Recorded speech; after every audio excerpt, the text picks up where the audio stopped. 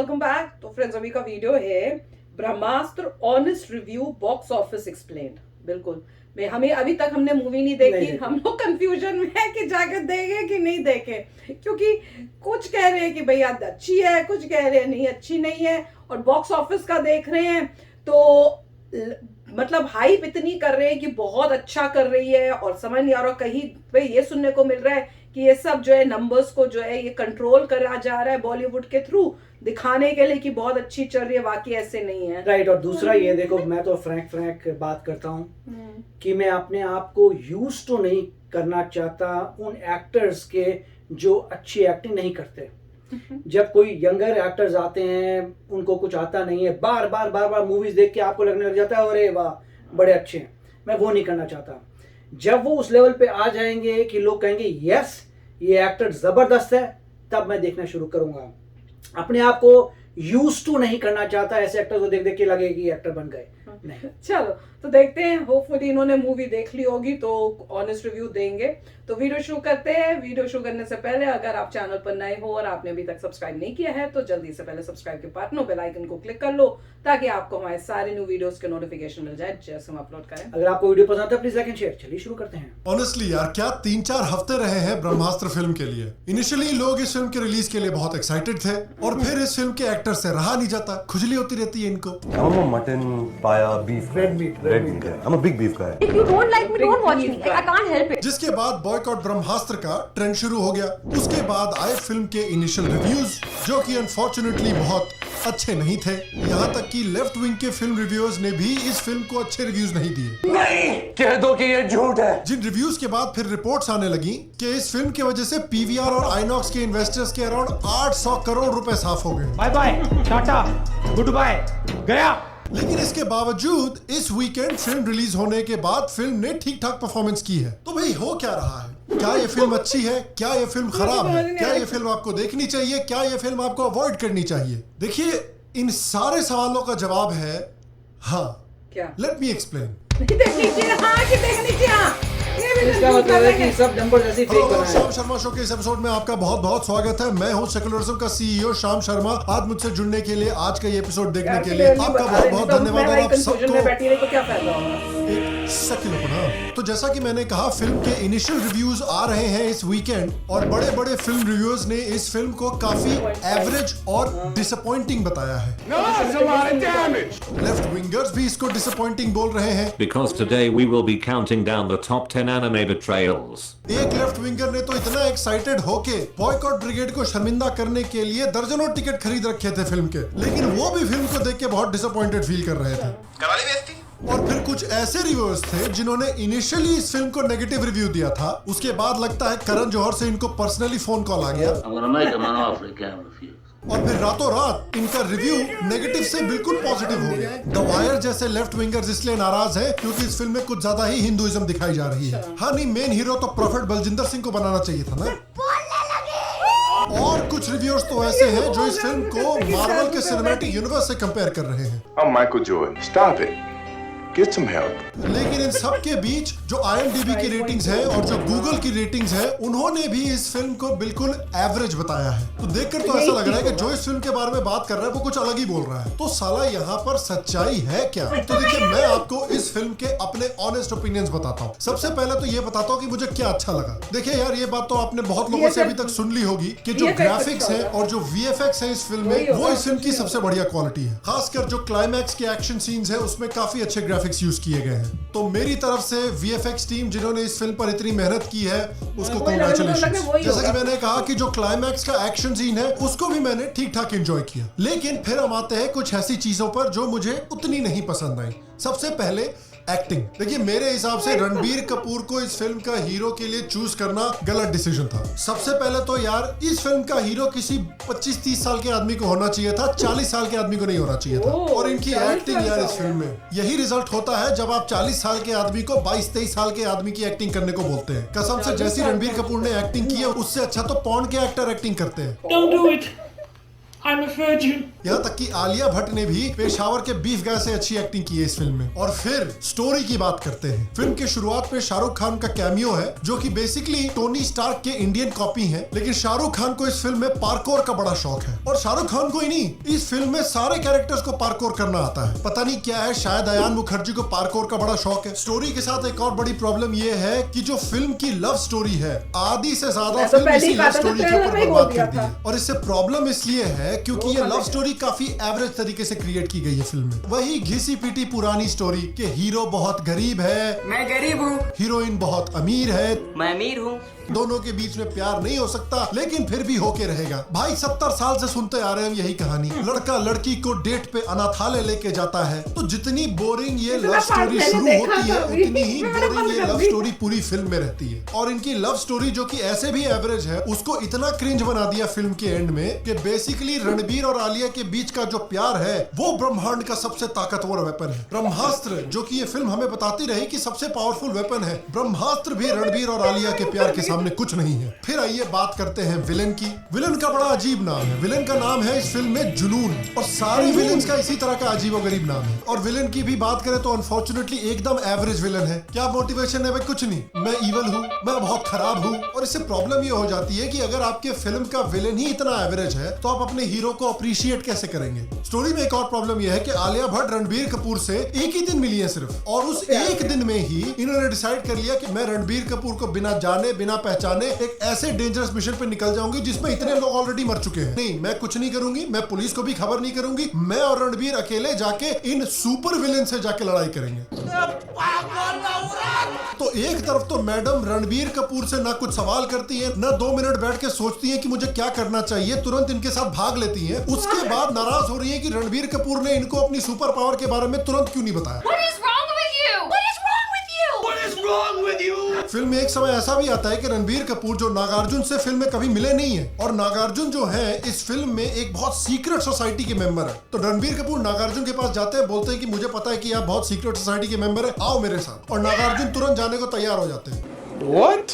अबे दिमाग लगाओ यार, ये बंदा अगर विलन होता तो बिना कुछ सोचे, बिना कुछ समझे, बिना कुछ सवाल किए निकल गया इसके साथ। इसी तरह से इस स्टोरी में बहुत सारे गैप्स हैं, बहुत सारी इनकंसिस्टेंसीज हैं, और बहुत सारे कोइंसिडेंसेस हैं। और फिर हम आते हैं जो मेरे हिसाब से मूवी का सबसे खराब पार्ट है, और वो है डायलॉग। इस फिल्म का डायलॉग, लाइट उस रोशनी का नाम है जो हम सबके अंधेरों से बड़ी है। अबे एक और सुनिए, ईशा मेरा बटन है। अमिताभ बच्चन को देख के रणबीर कपूर बोलते हैं, मुझे लगा आप दाढ़ी वाले बाबा होंगे, आप तो रॉक स्टार निकले। क्या डायलॉग है ये भाई? थोड़ा सा रिसर्च करने के बाद पता चला कि इस फिल्म का डायलॉग उन्हीं लोगों ने लिखा है जिन्होंने ये जवानी है दीवानी के डायलॉग्स लिखे थे। तब फिर मैं समझ गया कि डायलॉग क्यों इतने खराब है। जब गोडाउन में ही गड़बड़ है तो शोरूम तो ऐसा ही निकलेगा ना। ठीक है, देखिए अयान मुखर्जी जी, अगर ये फिल्म सक्सेसफुल हो जाती है और अगर आप इसका सीक्वल बनाते हैं, तो प्लीज थोड़े अच्छे डायलॉग राइटर्स रख लेना यार। जितने खराब डायलॉग हैं, वैसी ही खराब सॉन्ग राइटिंग है। दशहरा के बारे में गाना बना हुआ है, लेकिन उसमें बार बार ये सूफियाना शब्द ठूसते रहते हैं। हवन के बारे में गाना बना हुआ है, लेकिन उसमें बार बार ये फना शब्द डालते रहते हैं। अबे गाना लिखना नहीं आता आपको हिंदी में? कि ये एक ऐसी इंडस्ट्री है जहां मेरा एक्सपर्टीज नहीं है और मैं ज्यादा कंट्रीब्यूट नहीं कर पाऊंगी। I am out. अगर आपको गाना लिखना नहीं आता है हिंदी में, तो मैं जानता हूँ एक बंदे को, डो पॉलिटिक्स यूट्यूब चैनल चलाता है, उसको कांटेक्ट करो, वो हिंदी लिखवाने में आपको मदद कर देगा थोड़ी। और इसलिए द वायर ने जो रिव्यू किया है इस फिल्म का, उससे मैं थोड़ा अग्री करता हूँ। What the fuck? I just want to talk to him. Why do you have a shotgun? I just want to talk to him. Dad, this is ridiculous. I just want to talk to him. अरे सुन लो बात पहले। मैं ये कह रहा हूँ कि the wire ने बोला है कि इस फिल्म को देखकर ऐसा लगता है कि इसमें जो हिंदुइज्म डाला है, वो बाद में फिल्म को बस सक्सेसफुल करने के लिए जबरदस्ती घुसा दिया गया है। और कभी कभी मुझे भी ऐसा लगा कि हिंदुइज्म एक आफ्टर थॉट की तरह इस्तेमाल किया गया है, कि स्टोरी जब आपने लिखकर तैयार कर ली, उसके बाद बस ऑडियंस को खुश करने के लिए थोड़ा सा हिंदुइज्म इसमें डाल दिया। क्योंकि अगर आप गाने देखिए तो उसमें सारा उर्दू ठूसा हुआ है। अगर आप इनिशियल स्क्रिप्ट को देखिए तो हीरो को जलालुद्दीन मोहम्मद रूमी बनाया हुआ था। फिल्म का नाम ब्रह्मास्त्र के बजाय ड्रैगन रखा हुआ था। विलेन का नाम भी जुनून रखा हुआ है। तो अल्टीमेटली मेरा ये मानना है कि जो IMDb और गूगल रेटिंग्स है इस फिल्म की, वो बिल्कुल एक्यूरेट है, क्योंकि ये पूरी फिल्म सो है। स्क्रिप्ट, स्टोरी, एक्टिंग सारी सो है। देखिए, मैं इस फिल्म की तारीफ करना चाहता हूँ इस फिल्म के एम्बिशन के लिए, इस फिल्म की विजन के लिए, और इंडियन कल्चर का इस्तेमाल करके एक नैरेटिव सीरीज बनाने के लिए। लेकिन किसी का ट्वीट मैंने ट्विटर पर देखा था, जिन्होंने कहा कि इस फिल्म को देखकर उन्हें ये लगा कि किसी के पास नासा, एप्पल और टेस्ला के साइंटिस्ट हो, लेकिन उन्होंने सविता भाभी वाली वेबसाइट क्रिएट कर दी हो। कि आपके पास मास्टर शेफ के शेफ हो, लेकिन आपने सिर्फ उबला हुआ अंडा बना दिया हो। लेकिन इस सब के बावजूद लगता है कि इस वीकेंड फिल्म ने अच्छा परफॉर्म किया है। अगर आप फर्स्ट डे की परफॉर्मेंस देखें तो उससे सेकंड डे पर भी ऑलमोस्ट 20% इंक्रीज हुआ है बिजनेस का। संडे को भी देखने से ये लग रहा है कि फिल्म की परफॉर्मेंस काफी अच्छे होने वाली है और ट्रेड एनालिस्ट के मुताबिक कि ये फिल्म जो है कंफर्टेबली इस वीकेंड 120 करोड़ रुपए का बिजनेस टच करने वाली है। और कुछ ट्रेड एनालिस्ट के मुताबिक ये फिल्म जो है 2022 के one of the biggest first day gross कमाई करने वाली फिल्म है। तो अगर ये फिल्म सक्सेसफुल हो जाती है, अगर इस फिल्म के और सीक्वल बनने वाले हैं, तो मेरी ये आशा है कि अयान मुखर्जी जो है अच्छे स्क्रिप्ट राइटर्स लाएं, अच्छे डायलॉग राइटर्स लाएं, अच्छे सॉन्ग राइटर्स लाएं और एक बढ़िया और पॉलिश्ड दूसरी मूवी हमको डिलीवर करें। और अगर ये फिल्म अच्छी परफॉर्म करती है तो इससे एक और चीज हमें पता चलती है कि फिल्म देखने वाले लोग बॉलीवुड से नफरत नहीं करते हैं। बॉलीवुड जो फालतू का ज्ञान पेल रहा था उससे नफरत करते हैं। बॉलीवुड जब भी अपनी ऑडियंस को प्यार दिखाता है, अपनी ऑडियंस को रिस्पेक्ट दिखाता है, तो ऑडियंस हमेशा जाके उस तरह की फिल्मों को सक्सेसफुल बनाती है। देखिए, ज्ञान की, रिफॉर्म की सोसाइटी में जगह है, लेकिन पिछले कई सालों में बॉलीवुड सिर्फ एक तरफा ज्ञान पेलने की कोशिश कर रहा था और सिर्फ एक तरह के धर्म को, एक तरह के कल्चर को टारगेट करने की कोशिश कर रहा था। और इसलिए अगर ये फिल्म सक्सेसफुल होती है तो उससे बॉलीवुड को ये सीखना चाहिए कि अगर आप कम हैदर बनाएंगे, कम पीके बनाएंगे और ब्रह्मास्त्र जैसी ज्यादा फिल्में बनाएंगे जिसका सबसे बड़ा फोकस है ऑडियंस को एंटरटेन करना, ऑडियंस को प्यार दिखाना, ऑडियंस को रिस्पेक्ट दिखाना, तब ऑडियंस भी आपकी फिल्म को प्यार और रिस्पेक्ट दिखाएगी। अब देखिए, ये ब्रह्मास्त्र फिल्म देवों के देव की बहुत बात करती है, लेकिन इस फिल्म के देवों के देव हैं कौन और क्या ये फिल्म देवों के देव नीलकंठ को सही तरीके से दर्शा पाएगी? इस बात का जवाब शायद सिर्फ बॉलीवुड के देव दाऊद इब्राहिम को पता है। लेकिन अगर आप बॉलीवुड के देवों के पोर्ट्रेयल से परेशान हो चुके हैं और हमारे देवों के बारे में अच्छी डिटेल्ड और रिस्पेक्टफुल स्टोरी सुनना चाहते हैं, तो मेरे पास आपके लिए परफेक्ट रिकमेंडेशन है। That is why this video is brought to you by Kuku FM. Kuku FM India का लीडिंग ऑडियो बुक प्लेटफॉर्म है। Kuku FM basically audio learning का इस्तेमाल करके आपकी नॉलेज बढ़ाने में आपकी मदद करना चाहती है। आज की मेरी आपके लिए ऑडियो बुक रिकमेंडेशन है शिव से शिवत्व तक, रिटन बाय आशुतोष। आप रामायण और महाभारत जैसे हमारे एपिक्स की पूरी स्टोरी शायद जानते हो, लेकिन क्या आप भगवान शिव की पूरी स्टोरी जानते हैं? अगर नहीं जानना चाहते हैं और डिटेल में जानना चाहते हैं तो इस ऑडियो बुक को जरूर चेकआउट करें। और आपकी ज्ञान की बढ़ोतरी में मदद करने के लिए कुकू एफएम शाम शर्मा शो के व्यूअर्स के लिए एक स्पेशल ऑफर लेके आया है। अगर आप हमारी तरह सेक्युलर हैं और अगर आप कुकू एफएम के लिंक पर जाकर क्लिक करते हैं, कुकू एफएम के ऐप पर साइन अप करते हैं, कोड SSS50 अगेन SSS50 का इस्तेमाल करते हैं, तो आपको आपकी मेंबरशिप पर मिलेंगे 50% ऑफ। यानी आपकी मेंबरशिप आपको 399 के बजाय मिलेगी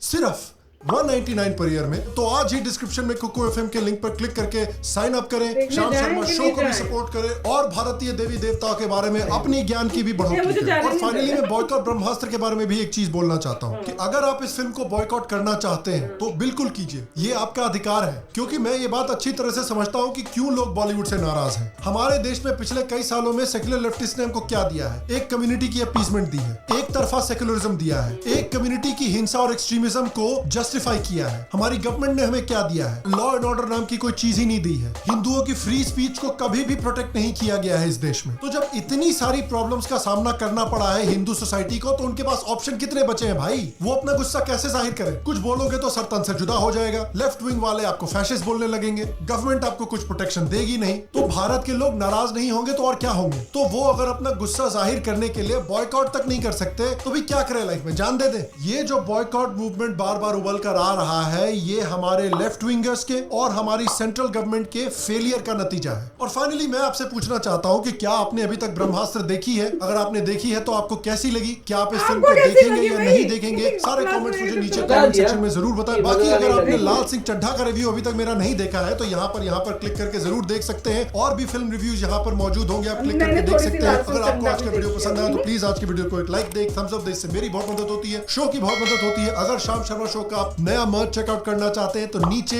मर्च के लिंक पे क्लिक करके चेकआउट करें। अगर आप मग क्लब के मेंबर बनना चाहते हैं तो नीचे पेट्रियन पर क्लिक करके शाम शर्मा शो का मग क्लब भी ज्वाइन करें। बाकी मैं आपसे अगले एपिसोड में मिलूंगा और तब तक स्वस्थ रहे, सुखी रहे, फिर मिलेंगे। और आप सबको एक सेक्युलर। तो भैया लग तो नहीं रहा कि कोई खास मूवी है। उन्होंने कह दिया इसमें उनको नेक्स्ट टाइम राइटर भी अच्छा चाहिए, डायलॉग राइटर भी अच्छा चाहिए, भी चाहिए, वो भी चाहिए। तो बचा क्या मूवी में? मैं तो यही सोच रही हूँ। वीडियो इफेक्ट्स के हाँ। सब कुछ आपको अच्छा करना पड़ेगा। हाँ वही तो मुझे ट्रेलर देख के लगा था कि इसमें जो है, मैंने अगर आप जाके देख लो वो जो हमने ट्रेलर पे रिएक्शन किया है और मैंने बीच में उसके बाद बातें की हैं, तो ज्यादा लग रहा था कि ये रोमांस के ऊपर है और इसमें जो इफेक्ट्स हैं वो अच्छे होंगे। स्टोरी बोरी में गफला लग रहा था मुझे। और अभी मैं थोड़ा देखने लगी थी, कहीं से मुझे जो है ना वो गंदे प्रिंट वाली मूवी दिखनी, मैंने कहा चलो देखती हूँ कि देखूं कि ना देखूं, समझ नहीं आ रहा। मैंने कोई 15-20 मिनट की पता नहीं कहां तक देख रही थी, जहां ये गाने आया है ना, पहला गाना आ रहा था उसके आसपास तक देखी है, पर मुझे मूवी तब तक कुछ इम्प्रेस नहीं कर पाई। मुझे वो मतलब जैसे होता है ना कि मूवी देखनी है और उसमें इंटरेस्ट मेरा नहीं हुआ। मुझे जो इंट्रोडक्शन ऑफ शाहरुख खान आई, जैसे आए और बैठा हुआ है और वो सब जो जिस तरह से दिखाया कि वो है, उससे मुझे कोई, सब कह रहे थे कि शाहरुख खान की एंट्री बहुत अच्छी है, मुझे तो कोई फील नहीं हुआ। स्टोरी जब शुरू हुई मेरे को लगा ये क्या घिसी पिटी स्टोरी कर दी है आजकल के जमाने में, कि मंदिर में लड़की मिल रही है और उसको लड़की से एक ही नजर में वहां पे उसको देखते ही प्यार टाइप हो रहा है। डायलॉग जैसे बता रहे थे सच्ची में घटिया, बहुत ही पुराने घिसे पिटे लग रहे थे उसमें, कि जिस तरह से कर रहे हैं, मैं तो गरीब हूं इसलिए तू मेरे साथ आना नहीं चाहती, या कुछ उस टाइप से कहीं लेके जाना। और वही जैसे कह रहे थे कि फिर अब वो ऑर्फनेज पे लेके जाते हैं, फिर वहां पे गाना शुरू हो जाता है, तो अजीब सी लग रहा था कुछ है ही नहीं इस मूवी में, बेकार सी लग रही है, फीलिंग तो यही आई। राइट। देखिए नॉर्मली लाइफ में लोग जो है, मतलब कोई बुरी मूवी होती है, बोलते हैं चलो ठीक है, मतलब इस तरह से करते हैं कि बुरी को ठीक करते हैं। तो अगर बहुत मतलब कोई अच्छी मूवी होगी तो लोग क्लियरली हर जगह बोलेंगे बहुत अच्छी, बहुत अच्छी, बहुत अच्छी है। कश्मीर फाइल्स थी, हर जगह अच्छी है, अच्छी है, अच्छी है। अगर कोई वाकई अच्छी मूवी है, हर अगला बंदा आपको कहेगा अच्छी है जी, अच्छी है, बहुत बढ़िया, ये हो गया। आपको हर जगह अच्छी न्यूज नजर आएगी। जहां पे मोस्टली नेगेटिव आ रही है या लोग अपने आप को सेव करने के लिए आधा कर रहे हैं, हाँ जी प्रोज ये हैं, कौन से हैं, प्रो है कि उसका डिजाइन बहुत अच्छा, मतलब VFX बहुत अच्छे हैं, ग्राफिक्स अच्छा है, उसके अलावा सब उसमें गया कौन में, तो उससे समझ आ रहा है कि इतनी मजेदार नहीं। अगर आपको मन करे देखिए, मगर जो लोग सिर्फ अच्छी देखना चाहते हैं वो लोग तो मेरे ख्याल से नहीं देखेंगे। ये इसलिए नहीं मेरे को लेके जा रहे, कह रहे कि नहीं मैं बेकार की मूवियां नहीं देखूंगा जो मेरे लेवल की नहीं है। तो मैं आप गड़बड़ चीज के यूज टू नहीं होना चाहता। चलो वेट करेंगे, फिर मैं यही डिसाइड किया है। तो अगर पता चलेगा, कहीं से पता चल गया कि अच्छी है तो चले जाएंगे, नहीं तो नहीं जाएंगे भैया, ठीक है ना। तो चलो चलते हैं, मिलेंगे नेक्स्ट वीडियो में बहुत ही जल्द। Till then take care and bye bye. तो अगर आप मेरे इस चैनल पे नए हो तो जल्दी से सब्सक्राइब के बटन को हिट करो और बेल आइकन को क्लिक करो, ताकि आपको मेरा जब नया वीडियो मैं लगाऊं आपको उसके बारे में जल्दी से पता चल जाए।